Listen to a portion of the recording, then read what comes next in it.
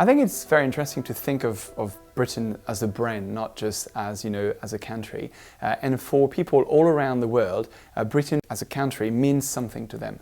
And I think what we've seen is some probably immediate changes in the perception of Britain in various ways. So for instance, as a country that inspired stability, and maybe it's a country that now is felt perhaps as not as stable or rock solid as it was before.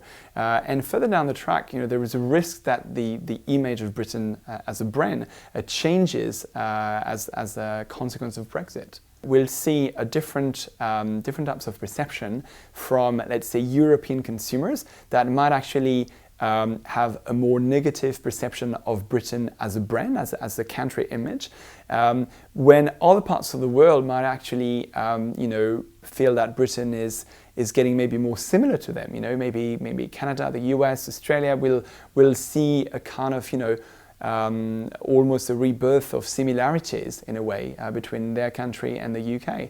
And certainly the UK has to really work hard on repositioning itself. I mean, on the one hand, it's doing a lot of trade with continental Europe, so it has to be very careful with the brand image it cultivates, especially in the mindset of European consumers. The Anglo-Saxon way of doing business is sometimes associated with ruthless capitalism, free exchange at the expense of local workers, and so on. So there's a risk that, this kind of change or shift of brand image from the UK going maybe to a more Anglo-Saxon positioning actually damages its brand within the UK. At the same time, it's got a card to play with the rest of the world. So it's a difficult equilibrium and new balance to reach for the country.